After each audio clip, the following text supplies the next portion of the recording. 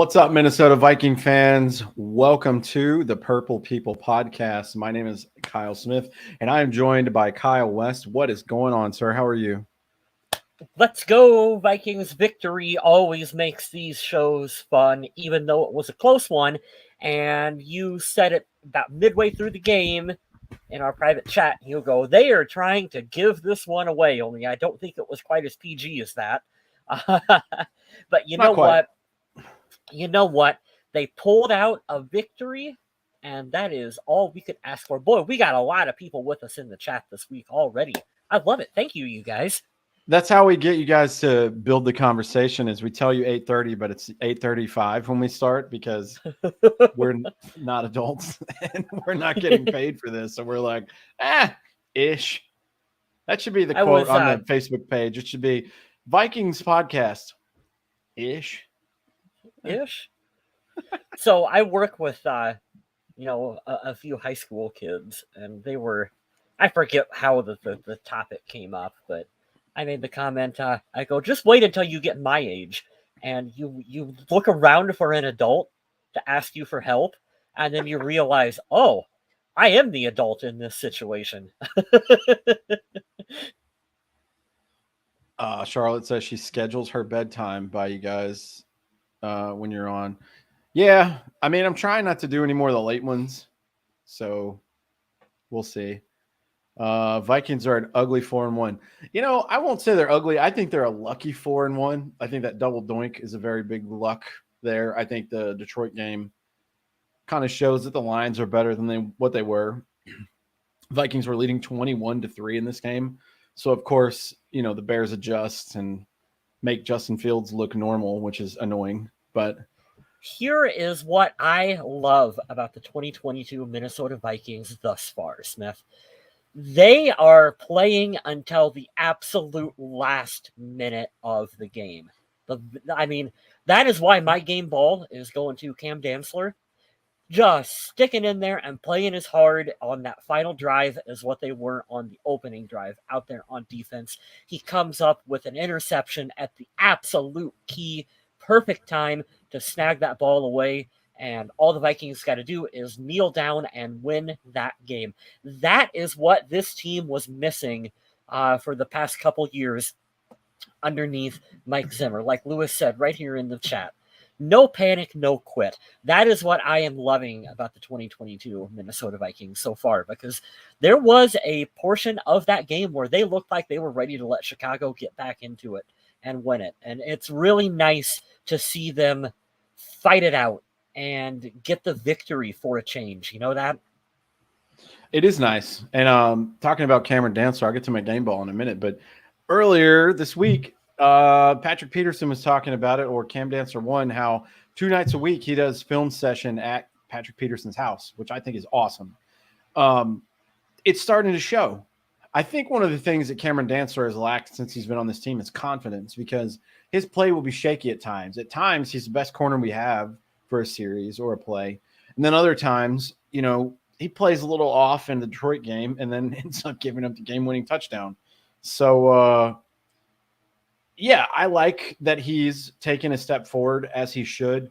Cornerback is a very hard position to be excellent at, but that's why you bring in Patrick Peterson right there. Yes. And he's doing his job. And I alluded to this last week. You guys go check out the video of Steve Smith, former Panthers wideout.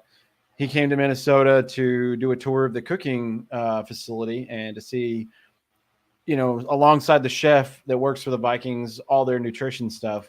But he talked to Pat Peterson, and, you know, he looks good. He's in his 30s, and he looks lean. He looks ready to play. And I think he's just a consummate professional, I guess is the point I'm trying to make. And I like that he's doing the mentor thing, because he said on other shows, you know, even on the Vikings Network, I stay pretty even keel, Patrick Peterson says. He's like, I don't get too high, get too low. He's like, now my job is to mold people along with keeping my stature of, hey, I'm the best one on the team at this position. He's like, you have to carry both of those, and some guys don't do that. But I'm glad that he does, and let's get game ball, man. Cameron Dantzler coming away and sealing the game. I have a fun little stat here about Cam Dantzler. He was, according to Pro Football Focus, entering Sunday's game, he was the 34th overall ranked corner in the league, which is actually pretty respectable. After that game, he jumped all the way up to number 15, according to Pro Football Focus. So I love that. he's jumping up. He's getting some love. I like it. This is what we've been missing. And it's weird because Zimmer was the defensive back guru. Like that was the whole his whole spiel. I'm a defensive back guru.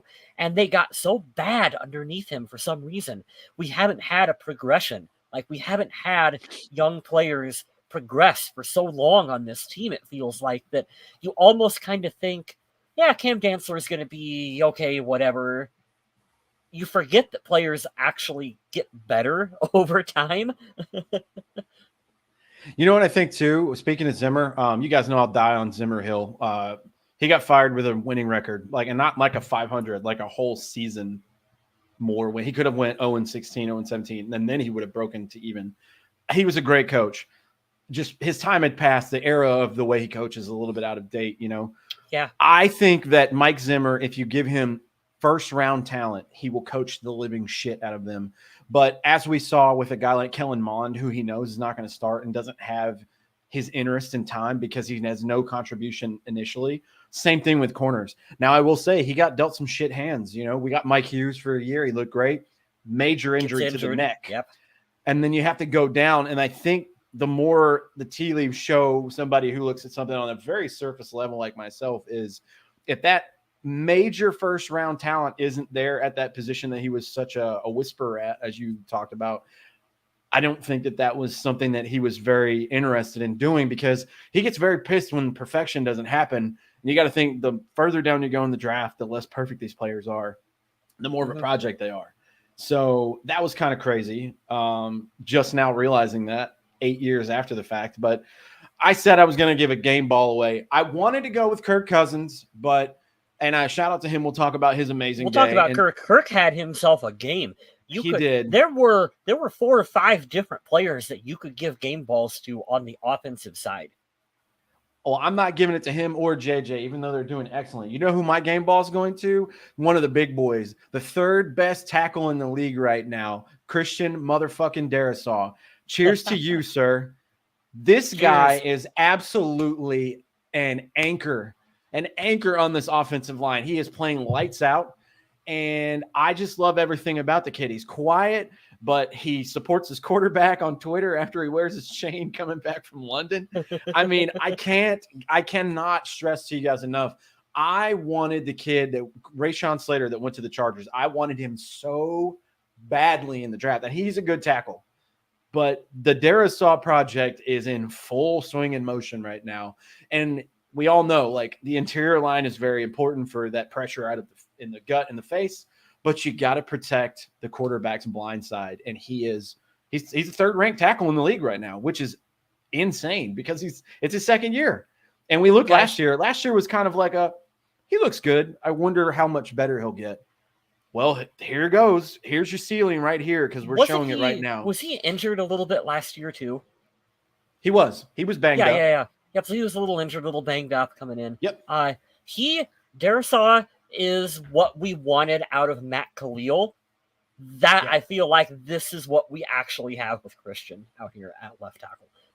Fingers crossed. I don't even want to will it into existence by saying it, but should he stay healthy, and he looks like he's going to stay healthy and stay fine for the Vikings, but assuming nothing like that happens, it really feels like we got our left tackle for the next 10 years that you don't have to worry about him. You don't have to worry about Brian O'Neill. I like Ed Ingram. He's had a couple welcome to the NFL rookie moments, but I feel like overall for a second round pick that you're throwing out there in the starting lineup, you don't really have to, you don't got to put CJ Ham right behind him to help him out with his assignment a bunch. Like, he's taking care of it, and I think he'll grow and be fine. I like Ezra Cleveland. We don't ever call his name. We never Cleveland, call his name. It's wonderful. He's good, but not great. And, that's okay. You're not going to have Pro Bowlers at the whole thing.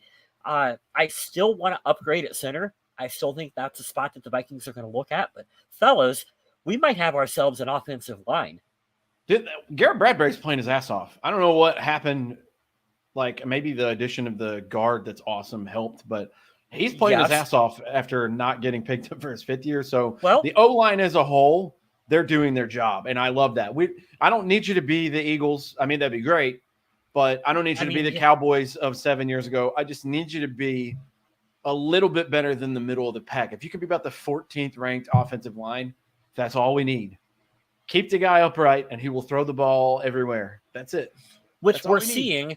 We're seeing, like at the beginning of that game with Kirk Cousins, 17 for 17. Thomas has it here in the chat. 17 for 17. Perfect start. There was a point where Justin Jefferson had like 120 yards, and we were not even out of the first quarter of the football game. Guys, that is insane. Like that's what everyone, I feel like, says they want Kirk to do. That's what he was doing in this game. Now, they kind of came down and fell out and fell back to reality a little bit there in the middle of it. That's going to happen. Your game's got your ups and downs, but they ultimately pulled out the win. Thomas, I got to pick on you, dude, because you're one of our friends, and I know we chat on the side every now and again. That would be franchise completions. Kirk has no receptions, to my knowledge, so I'm just going to be the grammar police here and be like, look how cool I am. No, that's good. I'm glad you brought that up, Thomas and Kyle. He started the game on fire, and I was surprised because you know what I hate when the announcers are like, oh, he hasn't missed a throw yet. And I'm like, you're gonna spark the inevitable. Now he's gonna throw a pick six. It's just like the kicker hasn't missed his last 35 attempts. And you're like, well, guess what's gonna happen here in about 6 seconds? I hate hearing that, but it's something you have to bring up to the haters out there. And trust me, Twitter hates Kirk Cousins right now because he's playing okay. He's not playing lights out, but he's playing good enough. He's got some comebacks already this year.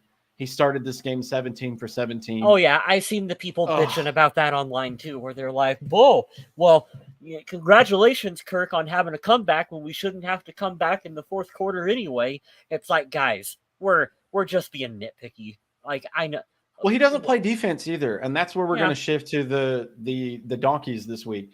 For the Donkeys, I need Ed Donatel to get his head out of his ass, and I need to figure this defense out. I need to know why you're not utilizing Danielle Hunter correctly. I need to know. You are misusing a huge chess piece, and I am not going to put it to, well, he's not good enough anymore. Bullshit. Bullshit twice. I have watched the guy on film. He looks every bit as explosive as he did in years prior. He's finally healthy. Now, do I like that guys like Zadarius Smith and Dalvin Tomlinson and Jordan Phillips are eating? Absolutely. Of course. But I want to see Danielle Hunter not in coverage. I don't ever want to see him in coverage. Stop doing that shit. Ed Donatel, figure it out. I'm going to give the Vikings a little bit more credit on defense than what you did. I thought they did a better job against the Bears of bringing pressure to the quarterback, and they were not just sitting back in that shell coverage, which is a term I am already really tired of saying the term shell coverage. I don't know about you. They were doing a much better job of getting pressure to the quarterback. So, hey, maybe they're learning.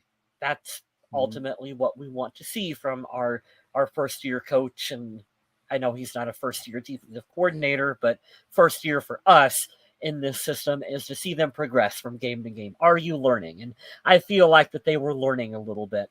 I'm going to pick on Danielle Hunter a little bit. I'm going to give him a rare donkey as well too.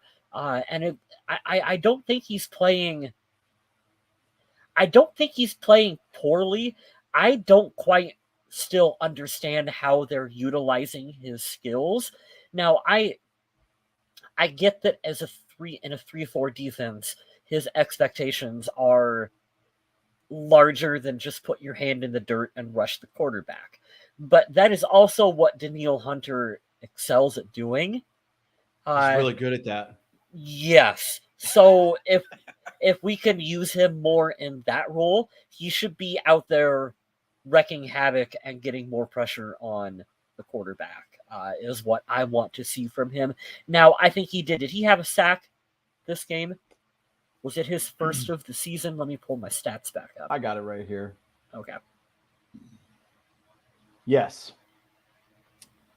So quarterback hit, 2 tackles for loss, 6 tackles, and 1 sack. So he is out there, a little bit, but that's not.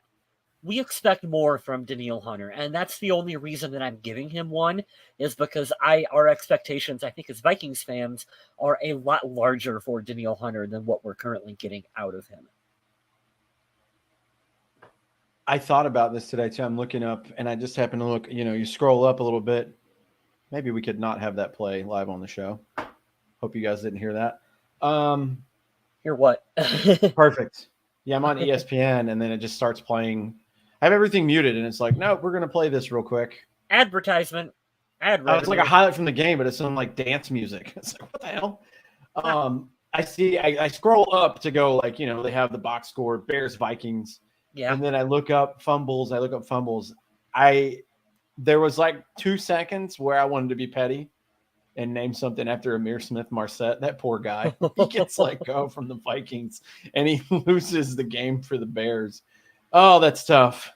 I was kind of hoping that he would like rip off the Bears jersey and have like a purple Vikings jersey, NWO style on underneath and be like, I'm still a Viking. I had Wes's comment up for a minute. I wanted to talk about it. He says, I love that we're finding ways to win, but come on, can we have one game where we don't need to stress at all? Being up 21-3, it shouldn't have come down to the fourth quarter. No, right. This is exactly what you signed up for, to be a fan of this team. It's purgatory forever, and that's where we stay. We flirt the line to get you right on the edge, and then we pull back. Yeah, I agree, man. The good teams in the league, the Chiefs, the Eagles, the Bills, they are throttling teams for the most part. Now they're going to have weeks where they come close because the NFL is the NFL, but I would like to see the Vikings go up and win by double digits a couple times to make me feel a little better. Like I said at the start of the show, don't get it wrong. We are a lucky 4-1. I won't call them an ugly 4-1, but this team is very lucky. That double doink, the Detroit game, I'll even say with this one, because before Cam Dantzler runs away and takes the ball, he gets stiff-armed straight into the ground.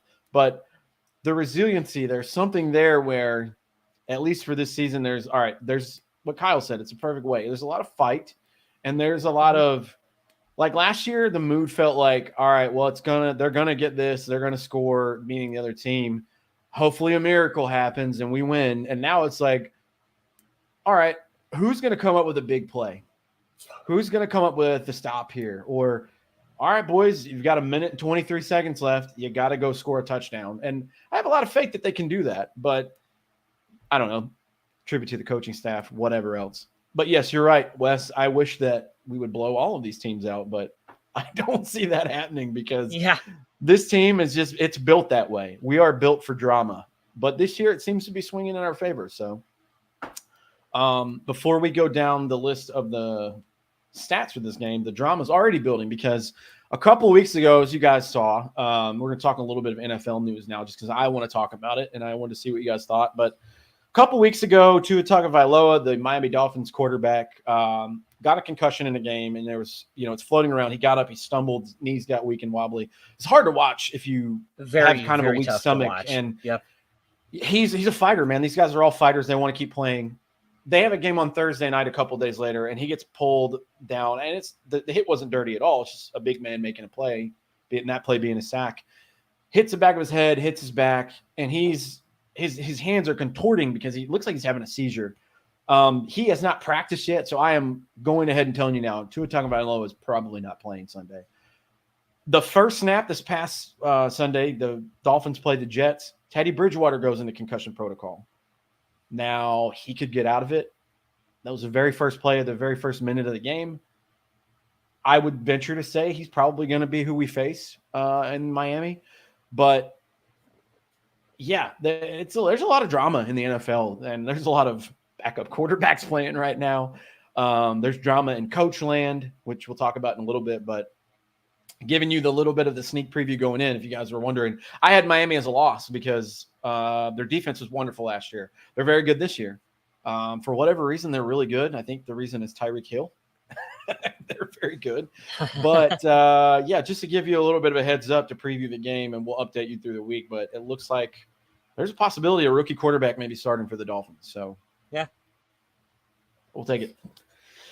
Getting back to your guys' questions here. Vikings do not toy with opponents. They toy with fans' heartstrings. That's correct. Here you go. I like this a lot. Luis Lopez says, it's frustrating that Donatell is too chicken shit to blitz. Take a risk and get after the quarterback. Z and Hunter have the talent to win. Yeah, that whole meet at the quarterback thing is happening not as often as we'd like. So I would like to see more of that. You're correct. I think they have good enough coverage players in the middle and the back half of the field that they can do some blitzes. I don't know how that works with the 3-4, but I miss the double A gap blitz. I'll say it. I miss it. A little bit. Just a little bit. They could. Pass rush was there. They can sprinkle it in a little bit, couldn't they? They should try. And I'll tell you right, that one of the players that I've seen this year that stood out a lot that I'm glad we kept is DJ Wanham. I mean, he might be a backup, but when he comes in, he plays, man. I'm a big fan of that guy. Here we go. The Vikings backup players some credit here. We talked about raising the ceiling, or raising the floor, I mean, for like the backup position, because in previous years, your starter goes down and the depth underneath them has just been absolutely atrocious. They're doing a fairly decent job of raising that level of backup play to where you got guys who are, I can call them borderline starters, like your DJ Wanhams and your Alexander Madison, like your backup running back, where they can come in and make plays for you on this team, and they're reliable backups that, like, on other teams might have larger roles for them. And so I like that. I like Lewis in the chat. I'm not going to put it up just because it's like 3 different things, but he goes, winning has been awesome this year. And I was like, yeah, that's cool. And he's like, wait, DJ Wanham. So it's a typo. He's like, winning is cool too, though. They're both awesome. I love it. Wes brings up a good point. NFL news. I see my needy ass dog down here. Just. Yep. Sir, I'm trying to podcast right now. Can you not do that? Wes says, so not Vikings related, but the roughing the passer on Brady yesterday was one of the worst calls that I've ever seen. It's absolute dog shit. I can't take it. Sorry we're swearing so much. Us being me, but you know, fuck it. You can yeah, that was not roughing the passer. I do believe Rodgers and Brady get a lot of special treatment in the league. And the sad thing is when plays like that affect the outcome of the game, because Tampa Bay is not the juggernaut that they used to be. So, yeah, I do believe that helps them get better. Sorry. Maybe later. Go away. Go lay down. Yeah, I'm mean. I'm terrible. I know. Go. They're not happy if they're not right beside you. And just tapping with his nose, like tapping up the whole time, like, hey, I'm here. Yeah, I know. Yeah, that's right, Cliff. Woke up 4-1 today. I don't know how. I feel like this is a good, solid 3-2 team, but 4-1's great. 3-0 in the division is great. We were just saying before you got on, Cliff, that I don't wish injury on anyone because I'm not a classless, heartless piece of crap, but Tua's probably not playing Sunday. He hasn't even been with the team, like practicing, because I don't think take his time to come back. I don't think Tua should sniff the field for a good long time. That was a scary sight when he was out there when he got hurt the last time. So, and then of course they have a fall guy and they have somebody to blame, but that whole team needs to be investigated for that, because you got to think CTE doesn't go away. Antonio Brown is a live living shot of what CTE does to a person, and he's all over Twitter. But you got to think. Yeah, I'll talk about that in a second. You guys are going to hate me. But you gotta take the players' health and safety into consideration. And I thought it was Mike Tomlin that said that, maybe, but he says it's my job as a coach to make sure these guys don't hurt themselves, outside of what he can't control on the field. So yeah, that coach in Miami, I'd definitely be finding the shit out of him. And doing an investigation. But to the point of bringing this to the Vikings, Teddy Bridgewater got hurt on the first play. We were just talking about that 5 minutes ago. So I don't know if Teddy's going to play against us Sunday or not. It may be a rookie. So we'll keep you updated. But I'm certainly not going to be upset if we play against a rookie. If the Vikings somehow walk out of this 5-1, I will be stunned because I had this down as a loss. But we'll see. Right now, Minnesota's favored, probably because of that whole concussion thing, and we don't know who's going to play quarterback. Hey, look at the poor pup's walk of shame. Listen, dude, you guys can paint me as the villain here. My tag on Instagram and everything is NC Dog Dude. I am mean as shit to my dogs in the nicest way possible. All right. I don't treat dogs like most regular people do, especially this one over here. You guys can't see my working dog. He's quietly in his kennel taking a nap. We don't play around here. Just give him an inch, take a mile, and then I beat him when we get on. I'm just kidding. I love this dog. He's just like, he's the polar opposite. He's so needy and attention worthy all the time. But once we get off here, we'll go play and chase a ball and stuff. Because he sits at home all day. He sleeps. He doesn't do anything. Get a job. That one pays the bills. Come on. All right, back to football. I'm talking too much. What do you guys got for me? Let's run down some stats. We haven't done that yet, so let's do some game stats because there's some really good ones I want to talk about here. All right. Kirk Cousins, 32 of 41, only 9 incompletions out of 41, which is unreal. QBR 77.6, rating 94.7, 1-1, touchdown and INT. He also rushed for a score. Watch out, Kirk Cousins rushing season inbound, baby. Justin Jefferson, 1 of 1 for 23 yards. That was a nice little play. That was Nice fun. play. I'm loving the creativity that we're seeing a little bit out there on offense and on special teams. Don't forget about the punter throwing passes out there as well, too. These are the kind of trick plays that I like because A, they're working, so that always makes it fun. And B, it's not something ridiculously stupid like what Bill Musgrave used to do.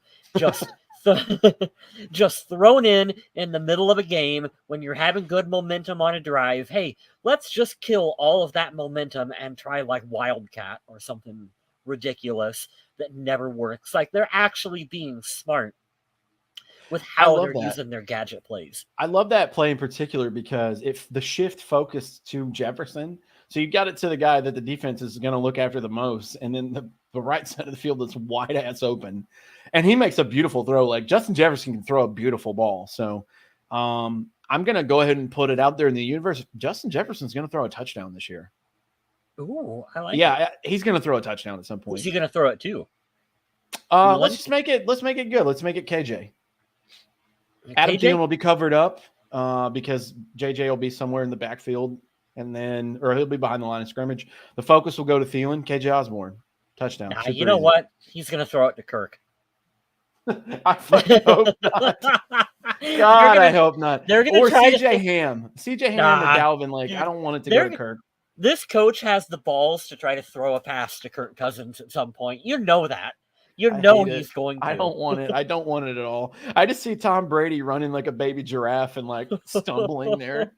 But poor Kirk, like looking worse than that. He gets like pinwheeled into the end zone and like that's it. That'll be fun. Yeah, so good day passing. Rushing, Dalvin Cook had 2 scores. Thank you to my fantasy football team. 18 carries for 94 yards. Alexander Madison. Good game. Every time we're ready to be like, you know what, trade him. He comes back this week, and I got to be like, well, hold on a minute. He's still really good. He is really good. You just have to take into effect, he's gonna have injuries. That's just part of what he's shown. Like the bulk of his career says, I'm gonna miss 2 games every year. But I mean, when he's on the field, 85-90% of the time, he's pretty damn good. So did you see him like shoulder check Brian O'Neill? No. Oh man, there was one play where they got a little congested, and Brian O'Neill was right in front of him in his space, and Cook just kind of went like that and laid it into him and knocked him flat on his ass. So okay, well, that's cool. Yeah, I'll take that. 94 yards. He's flirting with 100 on mostly every game. Alexander Madison, 9 for 19. Kirk Cousins, 4 carries, 4 yards, and a touchdown. Woo, Kirk rushing season. Let's go. I'm always terrified anytime Kirk starts running with the ball. Just Yeah. don't do Look, it. To be fair, that was a quarterback sneak, so we'll take it. You know what he does that I really like though, because he doesn't scramble ever, but when he does the thing that Brett Favre used to do, where he's like 4 or 5 yards past the line of scrimmage and he's still pump faking the ball. But you know what? You know what? It doesn't matter because it's in the middle of the play, in the heat of the moment. It's not like the defense probably knows where the exact line of scrimmage is. If you can still get him to bite on it 4 yards past where you're supposed to throw the ball, do it, Kirk. I like it. That's hilarious. I forgot about that. Yeah. I love a good Kirk like laughable moment because he has about one per game where you're just like, what are you doing? My favorite nonsense Kirk moment is when he lined up underneath one of the guards instead of the center.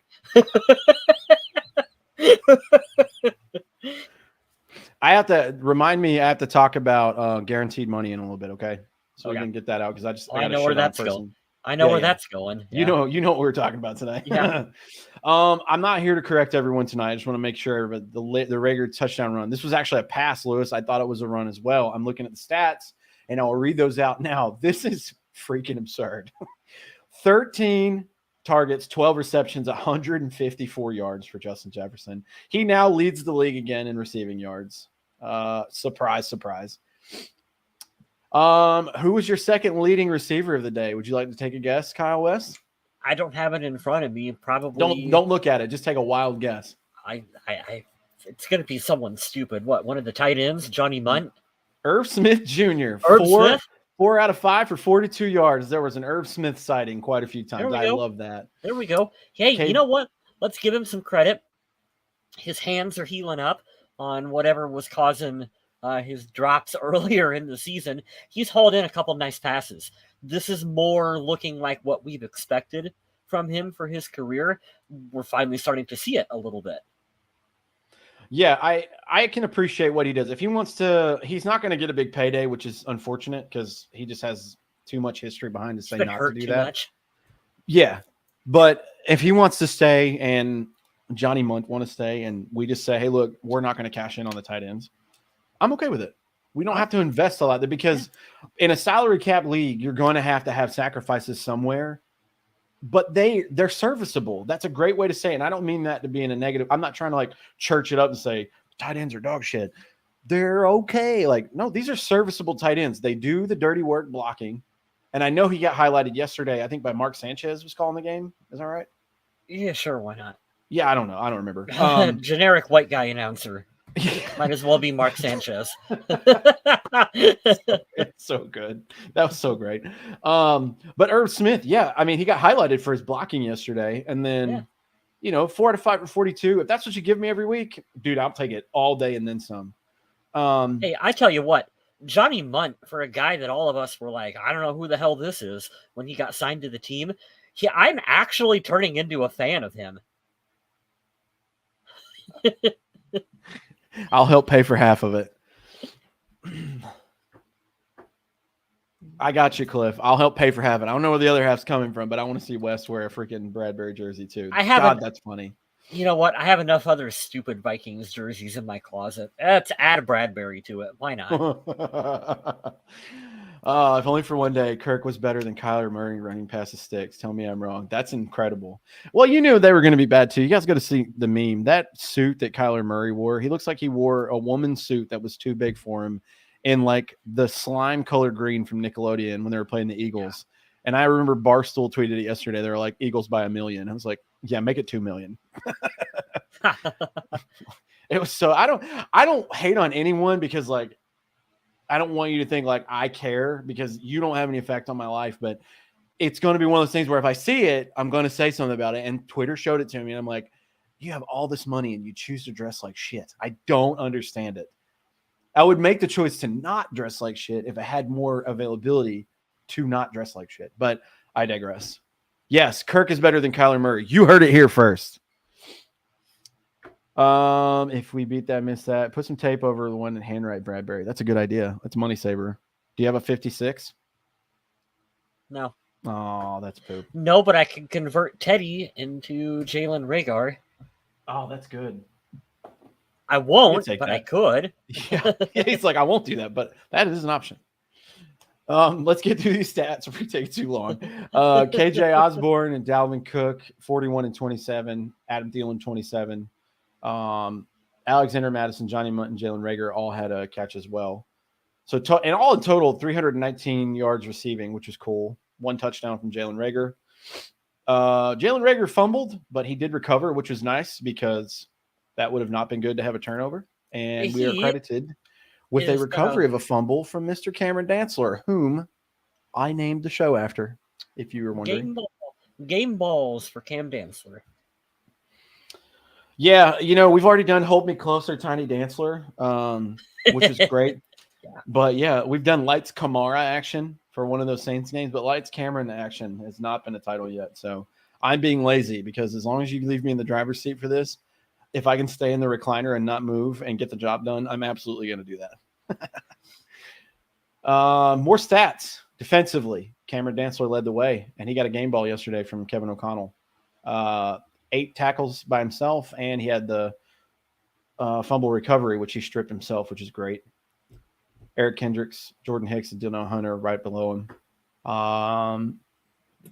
2 sacks, 5 tackles for loss, 2 passes defended, and 3 quarterback hits. So the defense is effective, and they do some good things. It's just we're used to like big splashy things from the defense, especially that D line. But I'll tell you what, I'll tell you who the highest graded Viking player is through 5 games. Saw that yesterday. Dalvin Tomlinson. Love that guy. Love what he's doing. So we'll keep that going. I didn't see him being the highest graded Viking so far, but here we are. Last of the stats, Keenan Nwangwu, 3 kick returns, 72 yards, 24 average, long of 32, not too bad. Punt returns, Jalen Rager, 1 for 0, not the best day. You got a touchdown though, so that cancels that out. Here we go. This is who I wanted to give the donkey to, but I was just pissed off at the defense because they're misusing Daniil Hunter. Greg Joseph, career day last week, dog shit day yesterday. 0 for 2 on field goals. Not really sure what that is, but he made all his extra points, so that's cool. But you could have potentially won 35-22 if he would have done that. The punter had himself a fairly terrible day. Yeah, 1 for 15. Yes, but he only punted once, so and it was not good. So correct. I like that the team's only punting once, but yes, you're right. Like, ugh. Yeah, special teams was they were hungover yesterday. So a little bit, but then they activated the receiver Dan. Is it Chesina or Chesnia? I don't. Dan Chesena. Yep. Dan Chesena out there playing special teams. Boy, he's an excellent special teams player. He's such a good gunner. He's so fast. He is so fast. So fast. He's so fast, and he tackles like his life depends on it, which I guess his career right now kind of does depend on him being really good at that. He'll keep staying active on game days so long as he keeps making plays like that. Yeah, for sure. Penalty on the punt was a disaster. I forgot about that. I had to Google and go on Reddit yesterday to find a different third party to watch it, which actually worked. I watched the whole game uninterrupted yesterday, the stream anyway. Nice. So that was pretty excellent. I don't remember the penalty. Andrew, you have to give me more details. Here's a good one. Let's talk about this, everyone. Do you think we trade Madison or hang on to him this season? There's not a world we live in where they're trading Madison, I believe, this year. And that's no discredit to you, Wes. I think he's too valuable because of Cook's health. Right.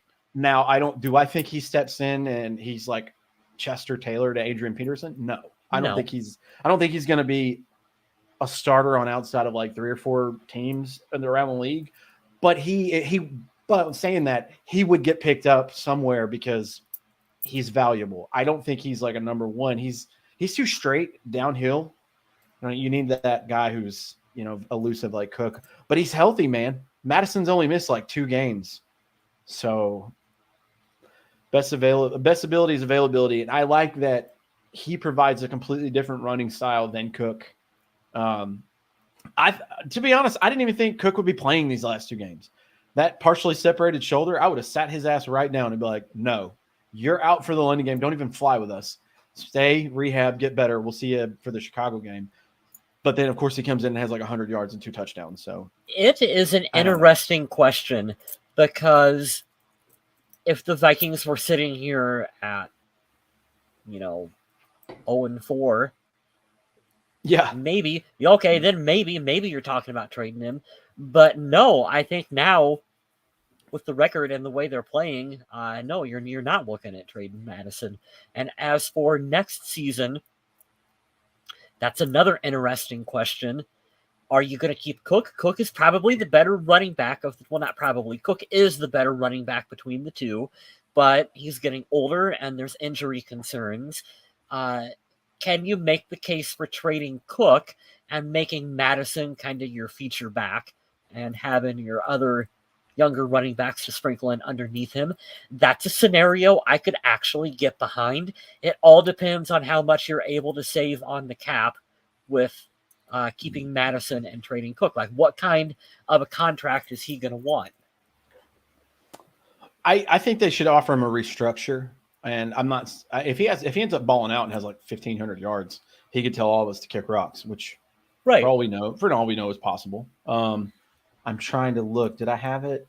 I'll get it here. It'll take me a minute. I'll get these stats up so we can look at those. But the thing about Cook that's interesting is there's only going to be so many more years of prime, and then that number's got to go down. Now, the thing I'm thinking about in my head, because the way I think is everything steamrolls and it's just all mush up here at 100 miles an hour, is, okay, would you be okay with eating his salary if you got a decent pick? Like, let's say somebody was dumb enough to trade you a 2 for Cook. Actually, I'm going to say dumb enough. I think he's worth a 2. He was a second-round pick. I think he's still a top 5 in the league. Would you eat it if you got a second-round pick? I think I'd say yes, at least for that first year, and then you guys can absorb whatever after that. The question is, where does the team go? I mean, we have so many needs. I thought about this yesterday. I was doing my dishes last night, and I'm thinking we could get a tight end. We could get a center. We could go get another star wideout to replace Thielen. Corner is definitely going to be somewhere in the top 3 rounds we're going to look at. I don't know.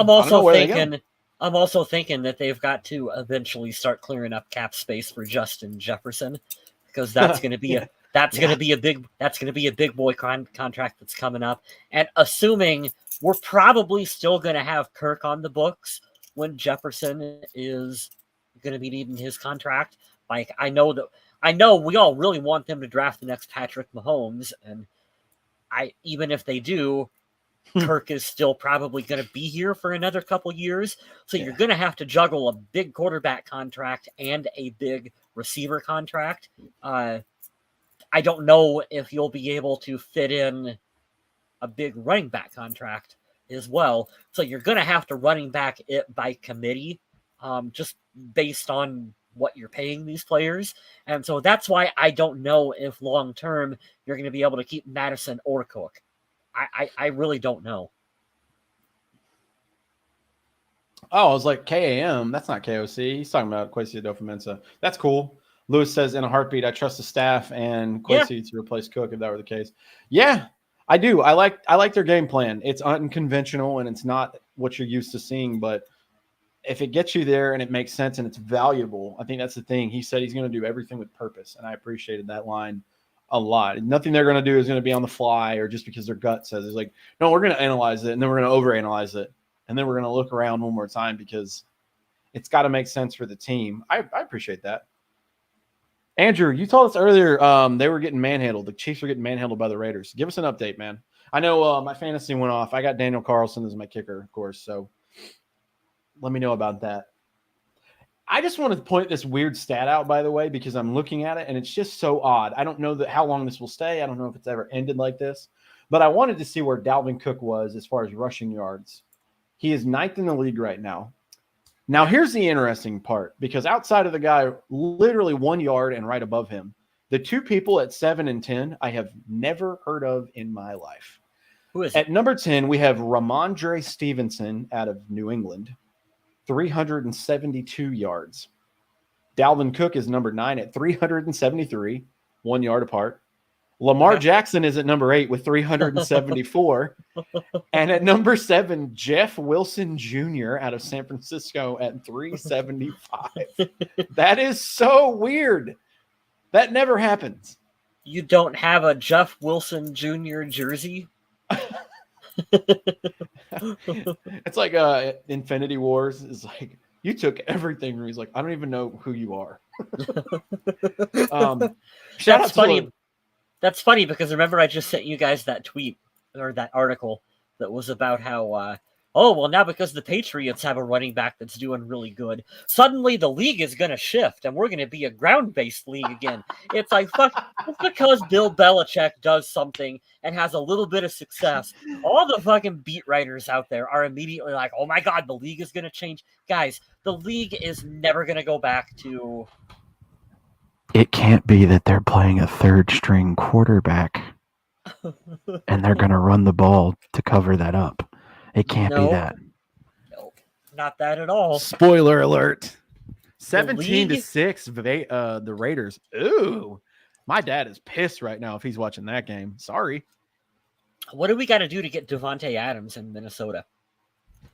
The thing I don't want to happen, trade Justin Jefferson. So keep him. Do that.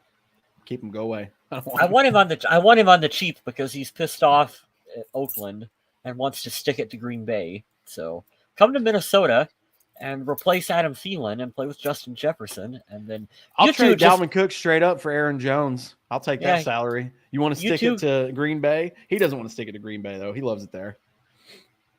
There's a lot of Green Bay fans that are really pissed off and salty right now. There's rumblings of them wanting their coach fired. And you lost to the Giants, dude. You want to talk about a fraudulent 4-1 team, the Giants. Daniel Jones is not good, and that defense is carrying that team. Daniel Jones should not be a starting quarterback in the NFL. I'll say it. And I would take Andy Dalton over Daniel Jones any day of the week. Any day. I cannot stand that they're doing so well because it's all going to come out of the wash because you're not going to beat Dallas. You're definitely not going to beat Philly, but I don't know. Give their head coach some credit. He does have them playing pretty well. Brian Daboll was a good hire for them, and I think with the right quarterback, they'll be great. I don't want that.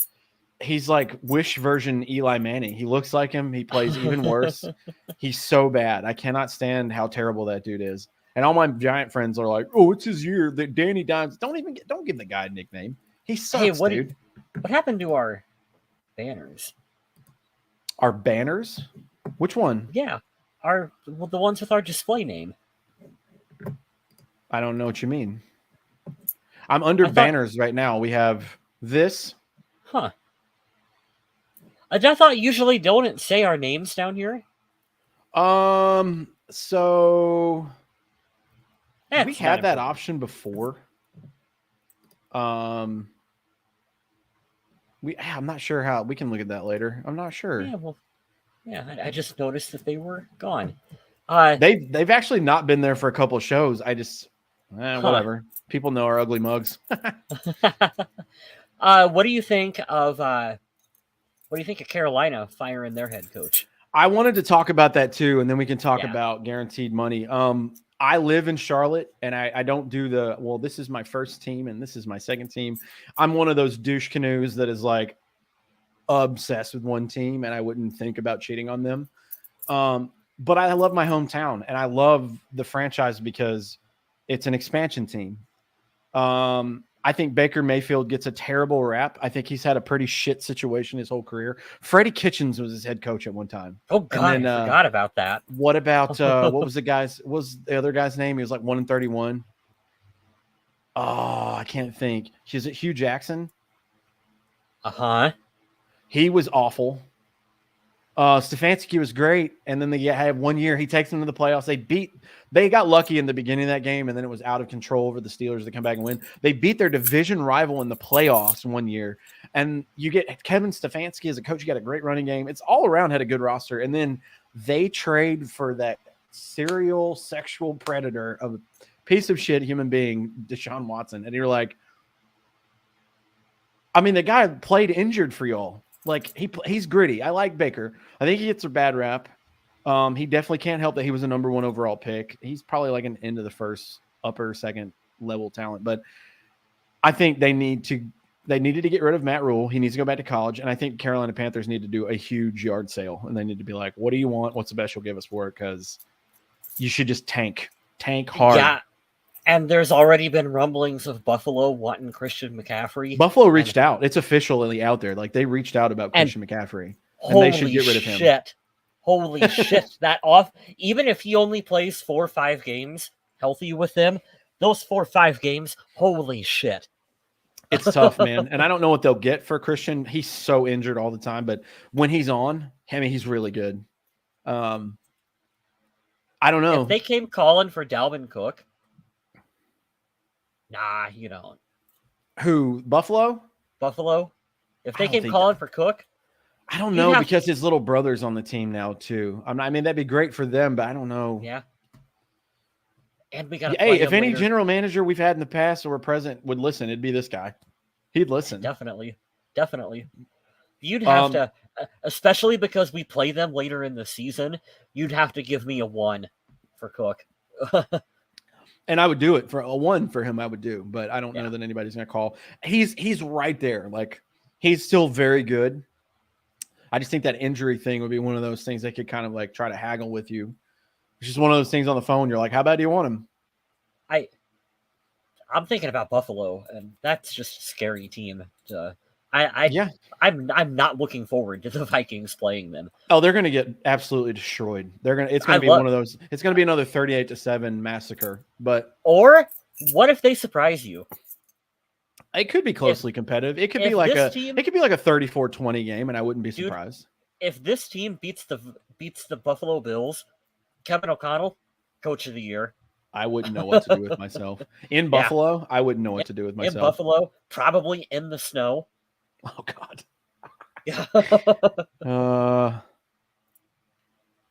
The Panthers, they're a mess right now. I think you fire sale everything and you try to tank.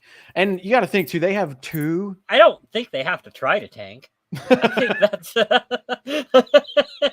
I think they can just keep doing what they're doing, and that'll work. What's sad is they have a good defense. They have good pieces. J.C. Jackson is a great corner.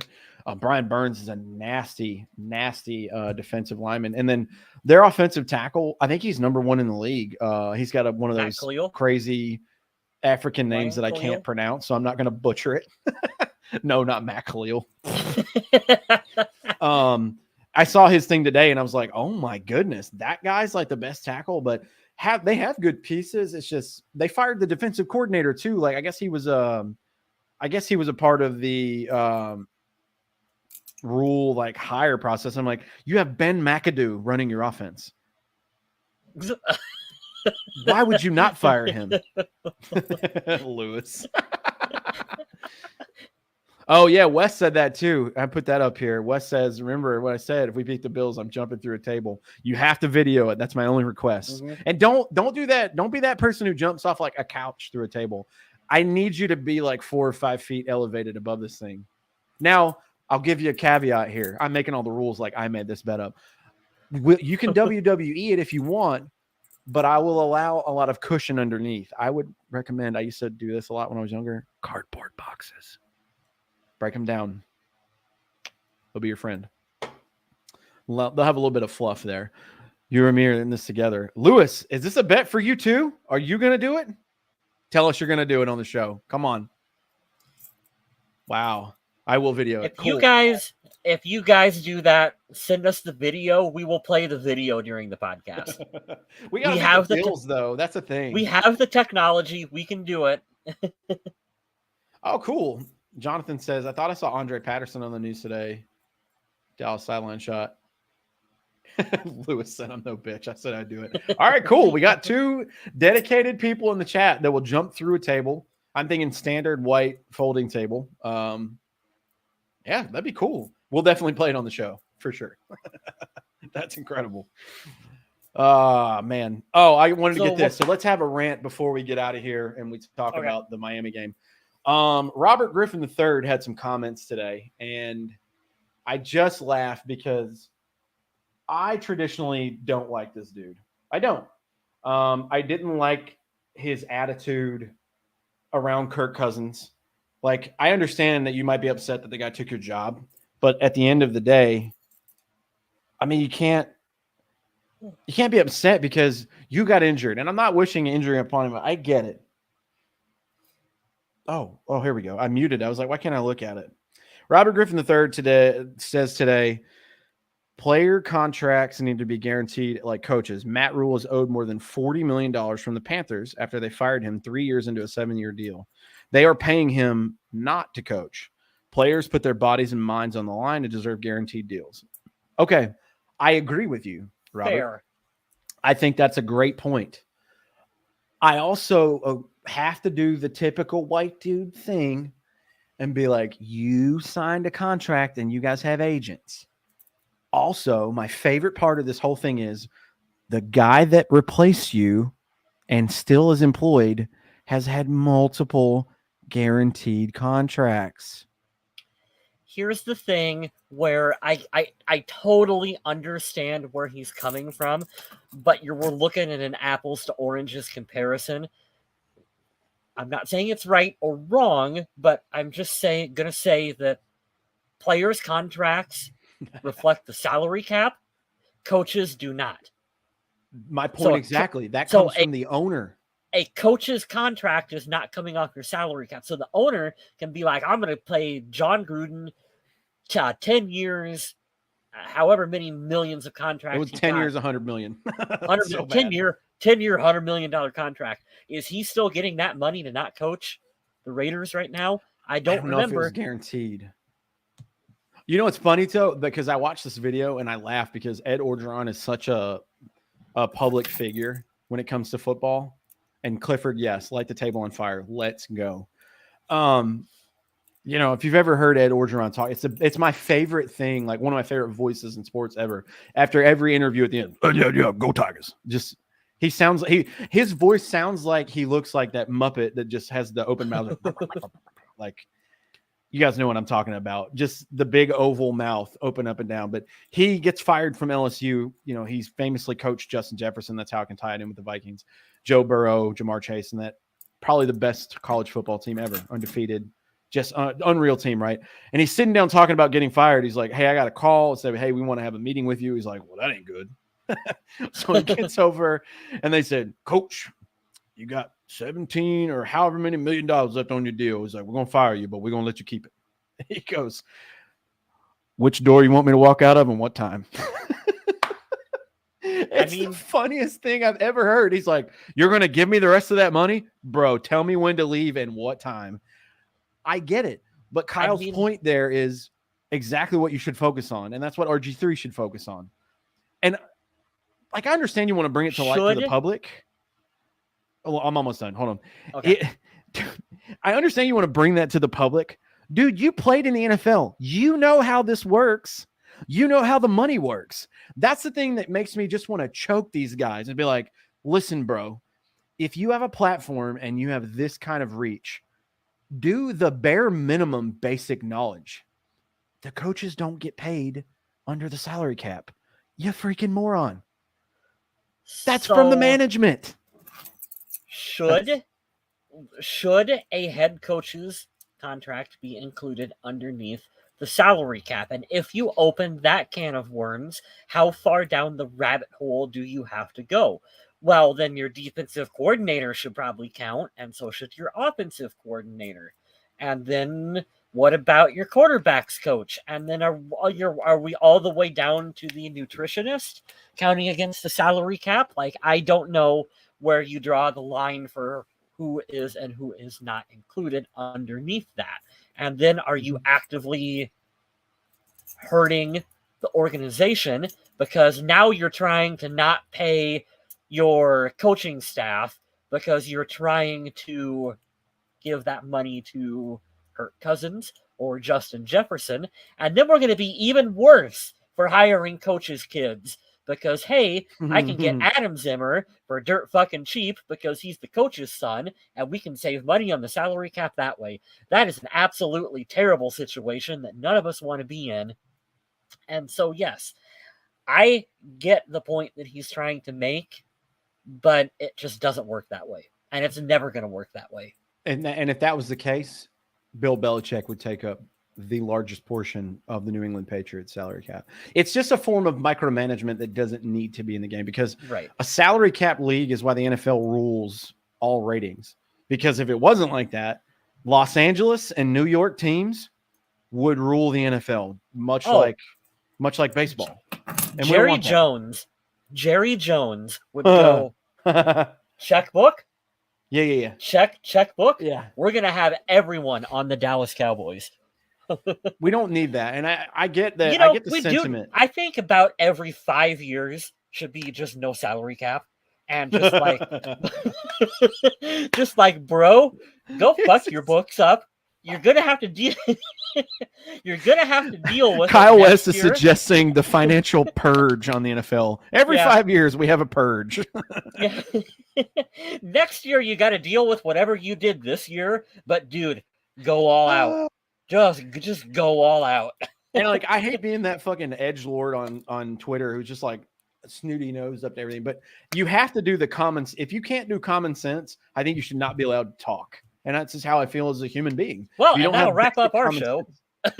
Yeah, no shit.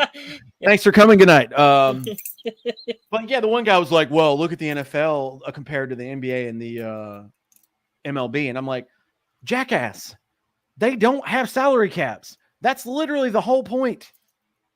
It's like, oh, well, look at what LeBron's making. Yeah, LeBron also, he is the general manager of his team.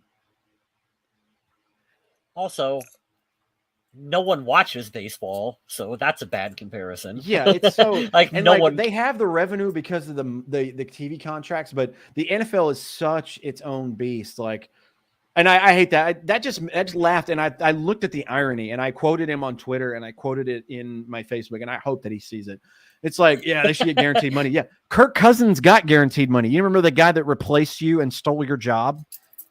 It's on the players to make that happen. And I'm telling you right now, if I'm Lamar Jackson, draft pick that was better than you, from Michigan State, is out here still playing 10 years later. Good job. I hope that Lamar Jackson calls Kirk Cousins and said, "Give me your agent's number," because he'll get him whatever he wants. He'll get Patrick Mahomes money. The dude's unreal. Lamar is going to get. I don't know if it'll be with Baltimore or wherever, but it's going to be insane. Well, here's the thing. The good thing about that is like they've already had the talks, so they know like kind of where it might go.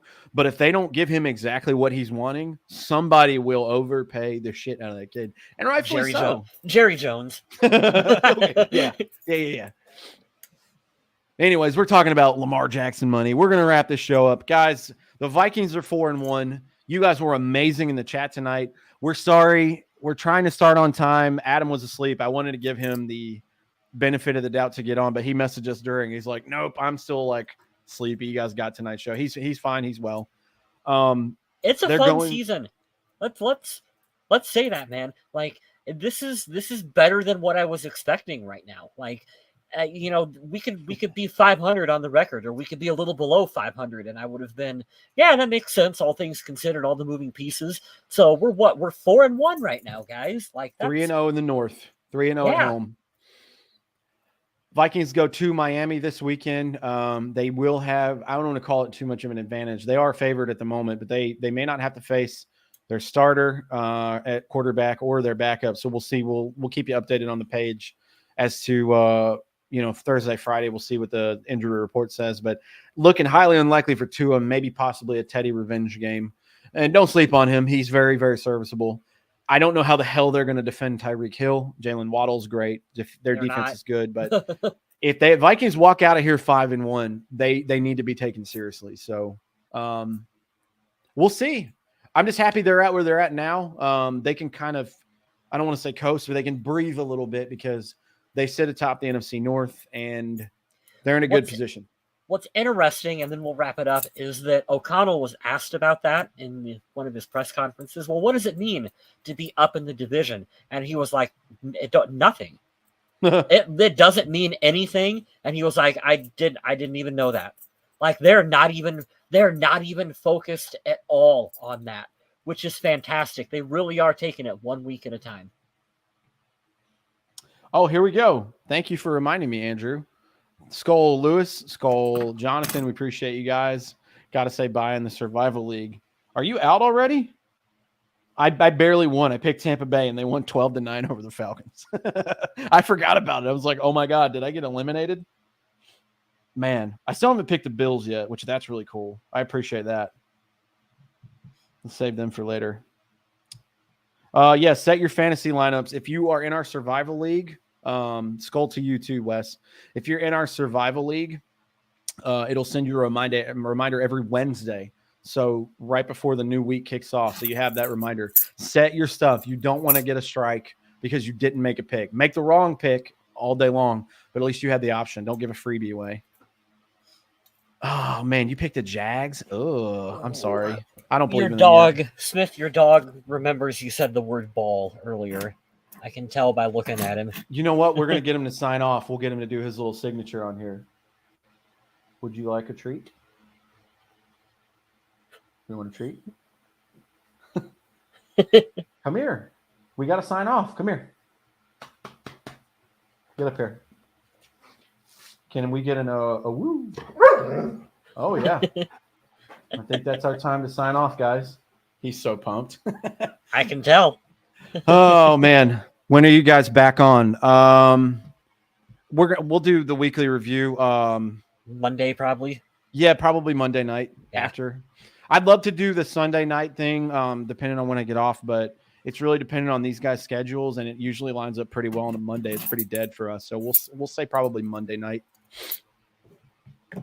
Oh, all right, that's it. And in the words of Adam Carlson, we want you to stay classy, Minnesota. If you want to find all of our links, you guys can find them on there. Go support Kyle West. Go support Adam Carlson and all the things they do.